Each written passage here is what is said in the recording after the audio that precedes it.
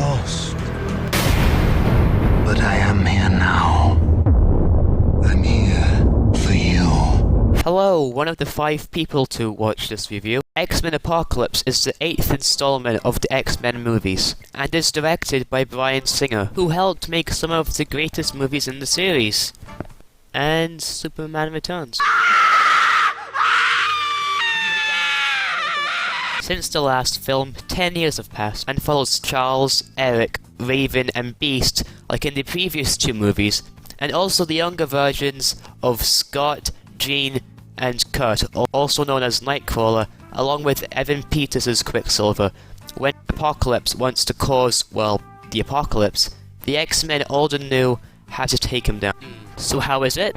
Well, if you've read the title, you already know what I think about this film. This film is a continuation of the characters we've come to love and their arcs ultimately coming to a close, while also acting as an origin story for the new heroes. It's essentially a transitional movie. X-Men 1, 2, and 3, and also First Class and Days of Future Past. And there are references to the older films in it. I started with the first movie, but in the first movie, all the X-Men were established. They were who they were ultimately going to become. So it was very exciting for me to conclude some stories, bring certain characters around, but also introduce those characters. I mean, we know they'll still be in the next film, but I get the feeling they'll be more like mentors now, as there's not much more development that these characters can go through. They also have to deal with Apocalypse, played by Oscar Isaac, a character that seems to either make or break the movie for most, apparently. I like him, and I'll get into why later.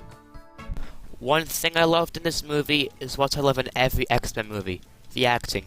I love the acting. They can be funny, serious, sad, sympathetic, dangerous, scared, conflicted. Pretty much everyone on screen was giving it their all, and even if you hate this movie, you have to acknowledge that. In fact, I think the only actress who wasn't convincing was an 8-year-old girl who was given 5 lines of dialogue, so I'll give that a pass. And then, in fact, even some of the emotional moments didn't have the best dialogue, but I was still invested, and it was just as powerful because the performances were so strong in those scenes. However, although they were all really good, Cody Smith-McPhee as Nightcrawler has to be the breakout star in this. He is really funny. I wasn't expecting so much from him. He wasn't the best actor, but he was definitely the most surprising.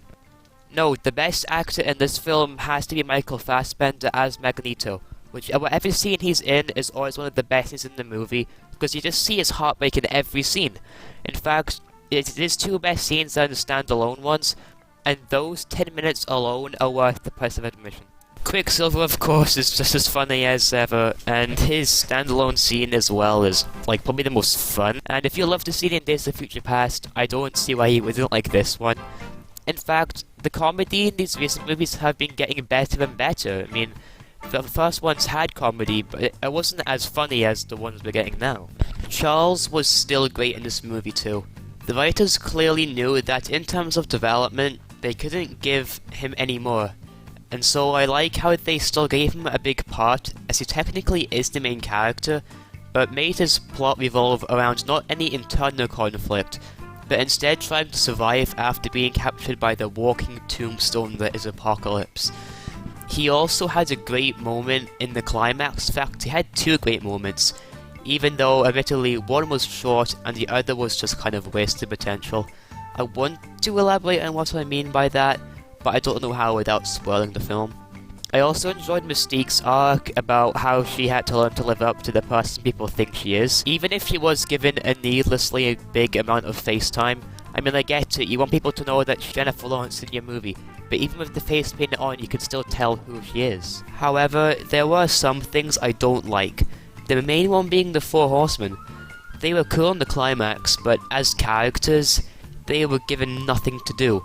Storm being the most frustrating, because they set plenty of things up with her that could have been explored and kind of out visually near the end, but nothing made me like her or find her interesting, apart from the fact that I know who she's going to be.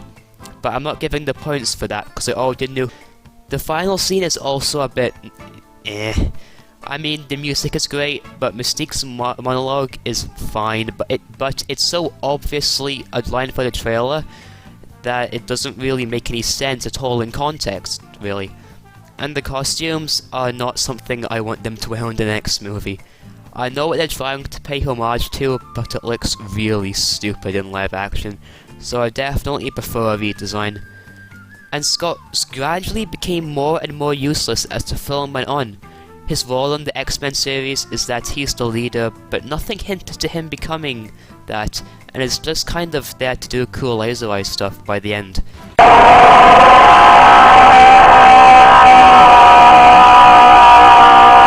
The action also has some good things and bad things to it. I mean, it does look a bit cartoonish, like the past two movies did seem to be becoming more like this, but this one seems to be becoming a little less realistic, and it's kind of takes out the movie sometimes. But it still has a lot more stakes and tension than any Marvel movie action sequence ever has. And although a lot of destruction was caused, it's not like the X-Men caused that, or at least when they did, it was either by accident or no innocent lives were taken. So it never really bothered me as much as can Man of Steel. So yeah, overall the action was exciting, even if it did have a few flaws in it. And the 10-year gap, although not as distracting, but it's not only pointless but impossible when you realize that Quicksilver looks the exact same as 10 years ago. But those complaints, although valid, never killed my enjoyment because it was surrounded by the things I've come to love from this franchise. So here's the part where I talk about Apocalypse. He's a good villain, even if he isn't as fleshed out as Magneto or as sympathetic as the Dark Phoenix. I didn't like X3, but Jean Grey was pretty much the only good thing about that film. Or have any relations to the X-Men that could lead to a more personal battle, like Kevin Bacon's character in First Class. But you know, I guess what I'm trying to say is that he isn't as interesting as the rest we've had in this series, which I know is hard to top, but when you name your movie after your villain, that some people get excited and expect more from it. But I will say that as a villain, as a man you want to see the X-Men take down, be a serious threat, give off a dangerous presence, and begin to doubt that everyone is going to make it okay in this film, because he seems so overpowered, just like the badass they portrayed in the trailer that gives that speech he keeps on saying was everything they've built, everything they've built. Yeah, I can't remember, but he was still pretty good. He may not have much backstory or complexity, but I know enough. You see, they explain why Apocalypse is who he is in the first 2 minutes. He's basically gone mad with power and believes himself to be a god who was betrayed by the humans. He talks to us like we're the weak and mutants like his children, and that's really all you need. If you try to make somebody who looks like Apocalypse seem too human, it's going to backfire. And sometimes pure evil can be a pretty damn big threat. If you can't tell already, I'm a huge X-Men fan.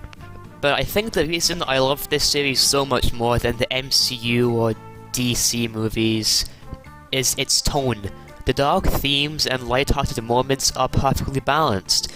I can go in this film expecting to laugh and almost cry. Unlike, say, Civil War, which was a good movie, I really enjoyed it. I don't think I'm implying that this is a bad movie, because it's certainly not.